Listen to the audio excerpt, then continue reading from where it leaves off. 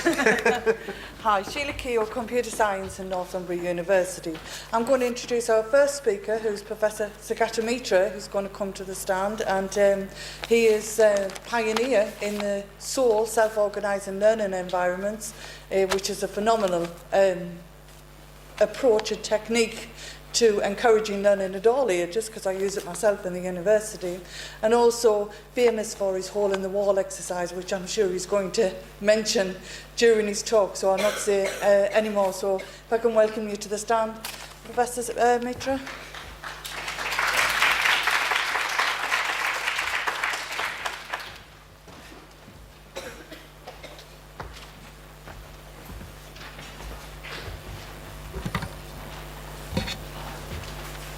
Well, what I'm going to talk about is actually children's education. So I had to try and figure out how to connect that with well-being. I was here all of yesterday, and of course, well-being as a subject is of interest to everybody, but my challenge is, how do I connect it to what I am about to tell you?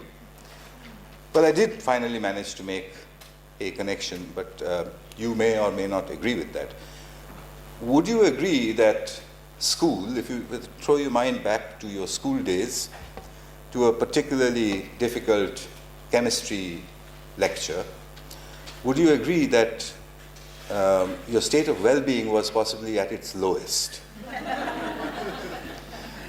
Or an examination, where your threat perception was at its highest, and as we heard yesterday, when that happens, your sense of well-being is at your lowest. So it's kind of interesting to think, why did we invent an institution whose purpose seems to be to destroy a sense of well-being at all cost? Okay. So, well, I'm overstating it. There were times when we were very happy, but I don't think that school was generally designed to do that. And there was a reason for that, I think. Well, I kind of bumped into all of this very, very accidentally. So I don't have a background in education. My background is in theoretical physics, actually. And I used to work with computers. In those days, theoretical physicists were the only people who knew how to write computer programs. So all of us PhDs in physics, we dropped our subjects immediately and became computer programmers because we got paid a lot more than by being a physicist. So I was doing this, and this was in New Delhi, way back 16, 17 years ago. And I used to teach rich people's children because only rich people's children could afford the courses that we had for learning how to write a computer program. And indeed, it was only rich people who had computers. Computers were just about coming into the home. You'll all remember that. It was about like 2 months, 3 months salary to get a computer. So there was no question of giving it to a child. So it was meant to be kept in your office and to do your work in.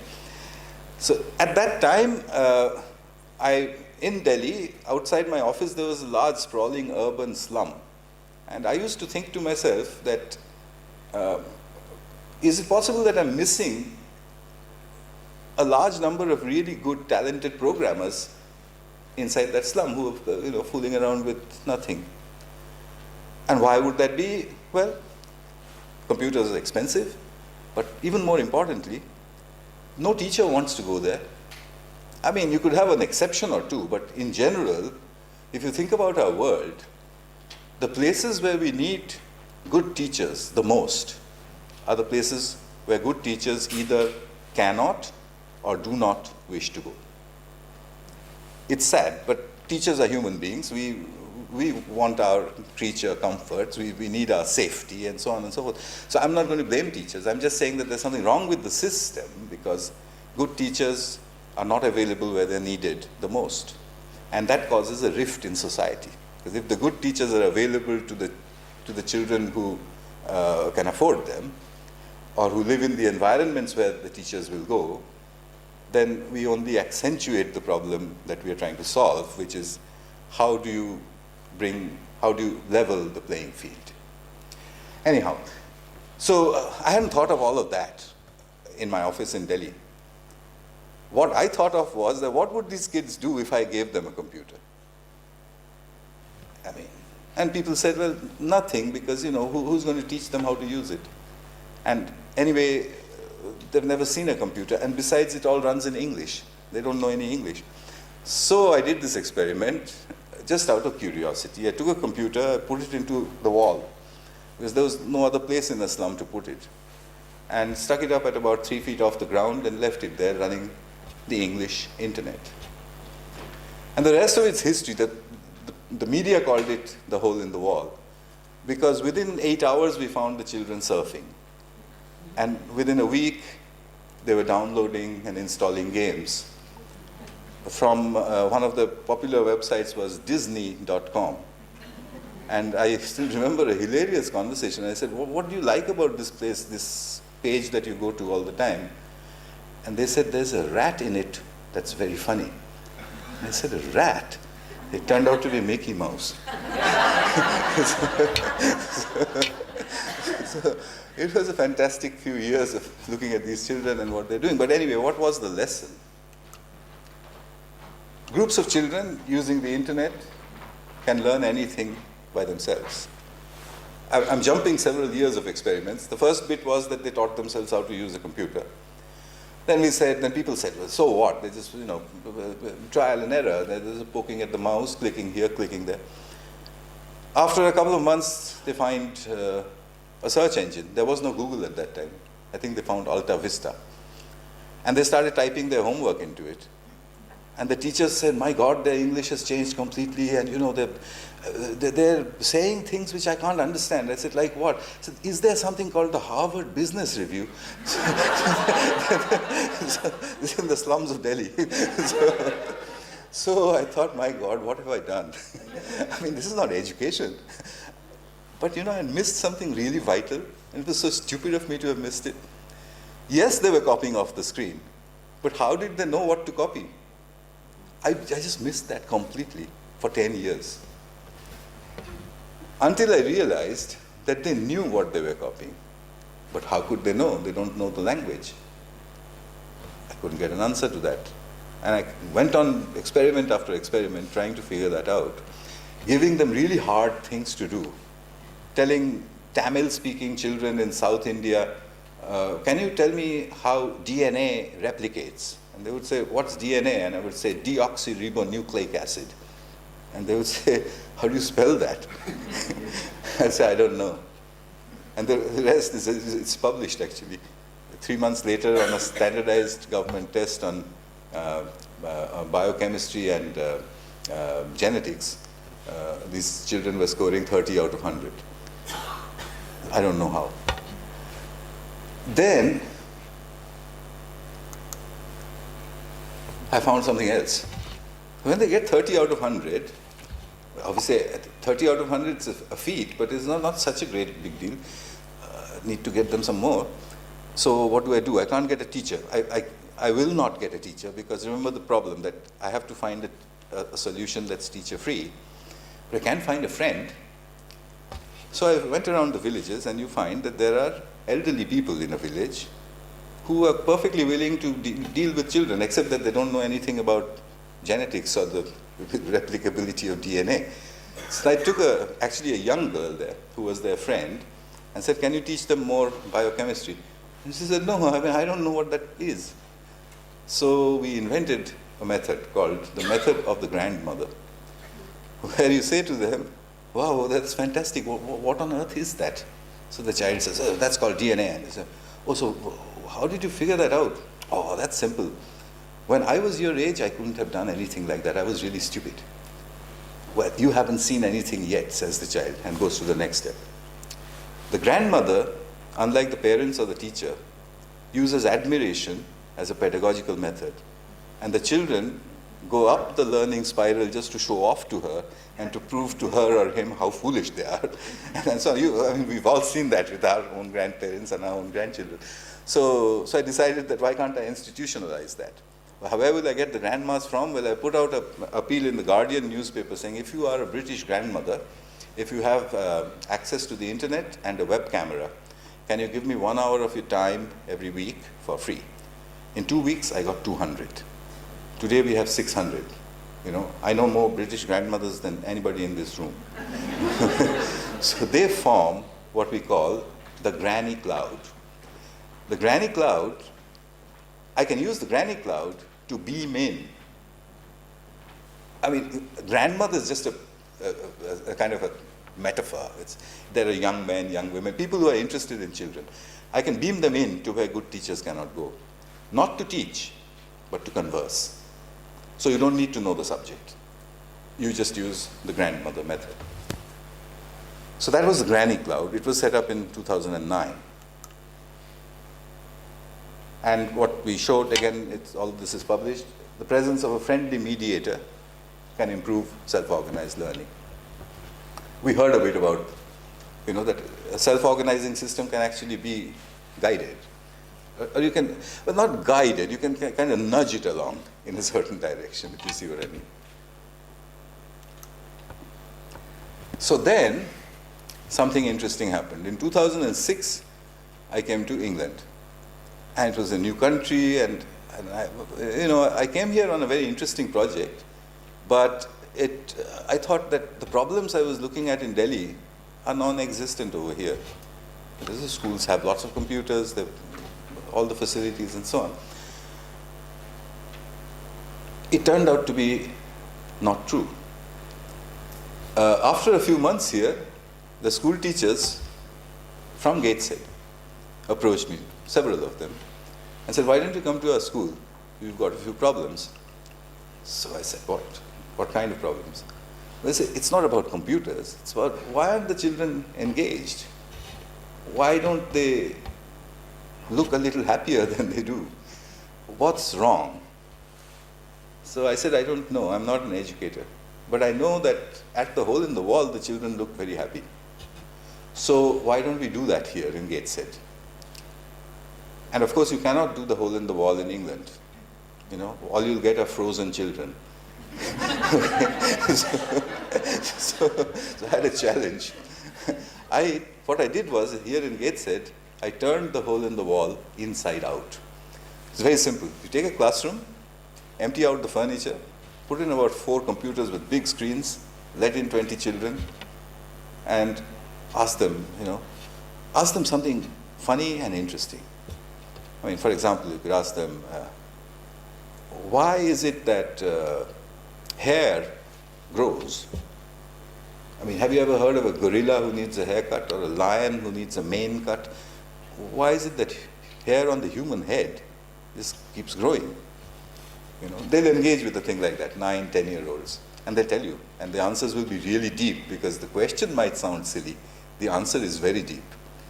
So, and they would go for it. And then I would use the grandmother method, and I say, "You guys found that out? You guys found out about cell expression on your own?"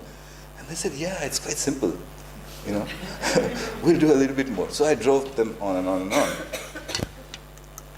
We called this a self-organized learning environment. And I must make this point, which I hope those of you who were here yesterday should have realized by now. Self-organization doesn't mean organization of the self. It's a technical term. A self-organizing system is a system that produces order out of disorder. And we discussed that a lot yesterday. So what you do in that classroom is you lift all the rules, you remove the teachers, you have a lack of resources, only 4 or 5 computers, you have 20 children, you have a big question, and you have chaos. You think, and most people think, that all you'll get are children fighting and shouting and aimlessly wandering around. Nothing of the sort happens. They form groups, they examine, they discover research techniques on their own, and they make progress. I measured it, I published it. I could make 9-year-olds in Gateshead do GCSE questions, GCSE A-level questions by themselves. I could test them on their recall after 2 years, and they would recall every single answer. And they would be able to explain why the answer was what it was. We decided at that time, the teachers in Gateshead and I, that here was a new way. A way that was not possible in our time. You cannot do this in a library. You need a device, you need the internet. But we have a problem. How does the school system respond? London called me several times to describe the method. I won't say who. They heard me out, but then they said, but how will I put this into my system? Because my system ends with an exam. Remember the anti-well-being exam? Okay? It's the GCSE or whatever it is. How will I? So then I examined the exam itself. What is about this exam? Why is everybody so het up about this exam? Well, I found myself a picture. This is 1920. It's the customs house in Calcutta. Okay? Those are rows of clerks on either side. They're doing their work. What do they need to know? Reading, writing, arithmetic. Because there are no devices to do all of those things. They have to have good cursive handwriting, for example. There's a floor supervisor who walks up and down. They're not supposed to talk to each other. They're supposed to follow instructions. And most importantly, they must never be creative. We had to teach them, don't be creative, because that will spoil the whole administrative system. Okay? I mean, it's like a machine, that room. And this is the machine that ran the whole world for 300 years. So it's a perfectly designed machine. How do you produce people to fit that machine? Where do the spare parts come from? From the exam. Here's an examination, 2014 in India, the school leaving exam. Just take a look. Do you see that? It's a 300-year-old machine in operation. So it was a revelation for me to see that. So that's where it's from. And it's not an evil thing. It was something that we needed vitally to run the world. But the world's changed. This is the office for which our children need to be prepared. Doesn't it look like the hole in the wall? So then, if this is the world for which our children need to be prepared, then should not the exam look like this? Isn't that the way that generation solves their problems? With each other, with their devices, and with the cloud. You see them everywhere. I travel all over the world. They look identical, they dress identically, and all of them are staring at their phone, wherever they're going. Well, on the one hand, you might say, oh my God, what's happening to our world? Well, on the other hand, it just might be that there is another world that we don't know about, and they live there. Hence, when we bring them back into our world by pushing them into a school, closing the gates, taking away their mobile phones, putting them in a time machine and sending them back 300 years, they don't understand why we're doing this to them. Okay? Somebody described an examination to me by saying, do you realize the examination is the one day in their lives when they will not have their mobile phones. Just that one day. So what's it for? So I make this proposition. Allowing the internet into the exam will change the entire system. It's just one administrative decision. Allow them to use their phones. So what will they do? They'll text each other, they'll look up the internet, they might even talk, but you could say, well, don't make a noise, etc. And then let's say they answer their chemistry question and they could answer it correctly. Why do we mind? Why would we mind? I tried, just a few days back, I wanted to draw a hexagon for a reason I'll tell you in a moment. And I'd been taught how to draw a hexagon with pencil and paper. You remember with the compass and you do all sorts of things with it. I've completely forgotten. I Googled. Google showed me instantly how to do it. But the story didn't end there. I felt very happy. I said, okay, I'm proving my point. I don't need to know that.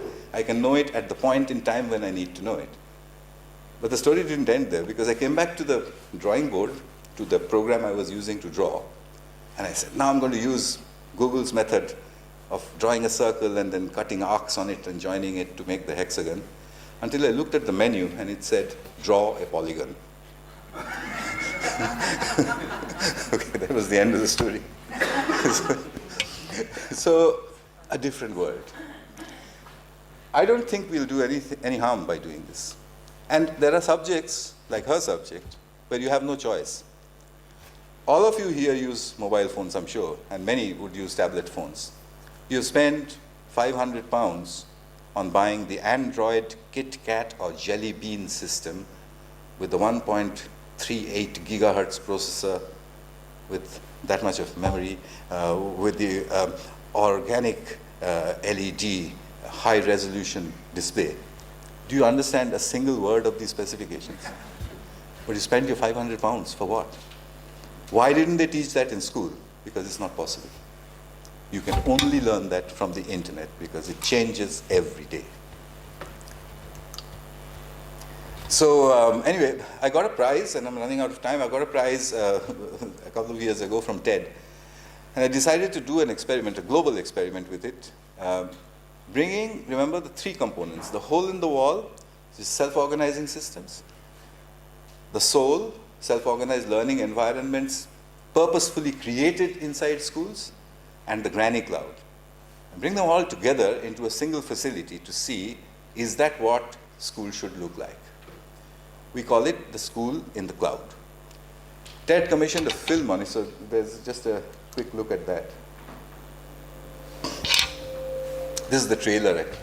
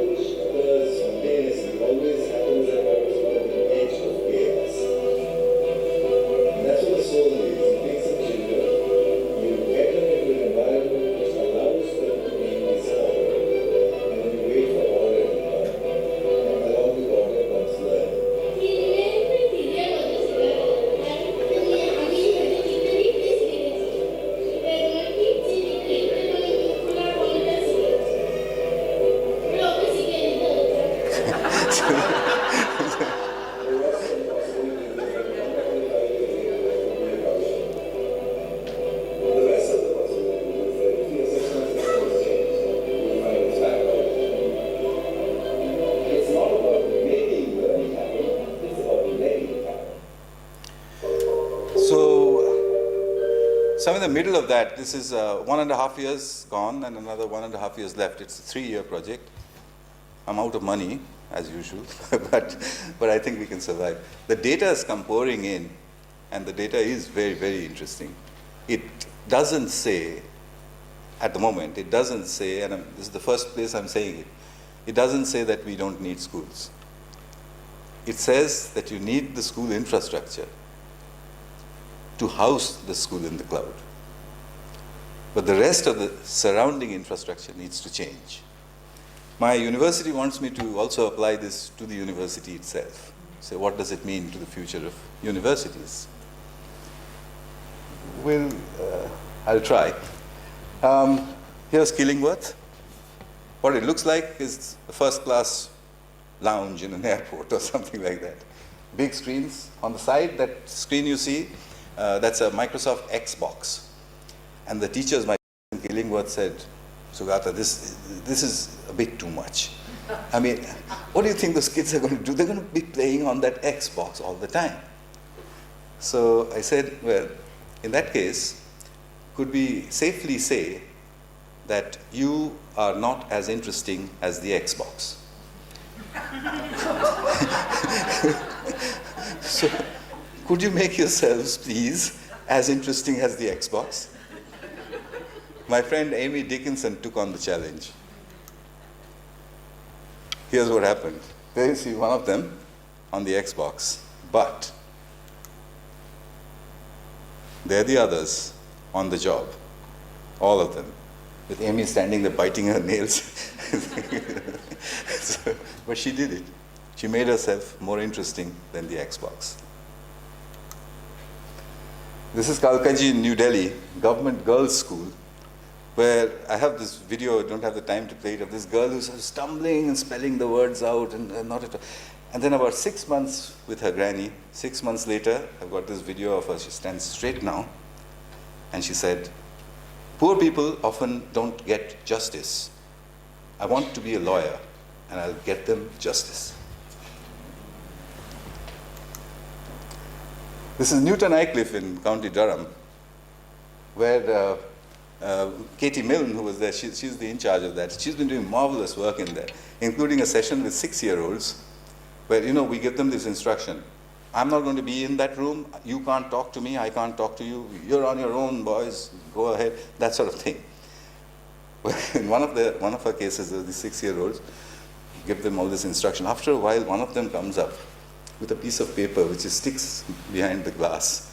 On that, in absolutely wrong spelling, it says, help, we are stuck. So, I told them you can't talk. I didn't say you can't write. So more views of Newton Aycliffe. It's got AstroTurf in it. So it looks like the outdoors, and there's a glass wall separating it from the real lawn outside. So it's beautiful. We've got park benches, gas lamps. This is Fulton in Western India, Maharashtra, in a school, inside a school. That's the inside of it. Now we go a little more remote. This is Chandrakona in Bengal. Pretty much remote, but it still has a semblance of electricity. It comes and goes for about 2 or 3 hours a day. I have electricity. And I can get the internet with a dongle. That's what it looks like inside. At the back, you can see not a Skype granny, but a Skype granddad. He's from Australia. I hate to think what he's doing to the accents of the children, but I've distinctly heard them say face instead of face. You know? So here it is, insides of it. And this is the remotest of the lot. In the Sundarbans, where the Ganges meets the sea, is the world's biggest river delta, and one of the wildest places that I've ever been to. They have nothing there. There's no electricity, there's no health care, there is no primary school. So in there, I built one of these facilities. We took a receiver, internet receiver, raised it on bamboo poles, and at 45 feet over the ground, we got a 3G signal. Okay, it comes and goes. It's in terrible shape, but the children met the internet. That's what it looks like inside. You can make a Killingworth inside the Sundarbans. You cannot get teachers to go there, but you can make the rest of it. And when the internet is there, that's what it looks like. This is the biggest of the lot, which is about 2 hours away from Calcutta. It's a 40-seater in a place called Gochar, and it's 2 concentric hexagons. And the data keeps coming, but next year I'll tell you the data if you call me here, but however, at the moment I think if you see those faces, you'll know that it's going all right. Thank you.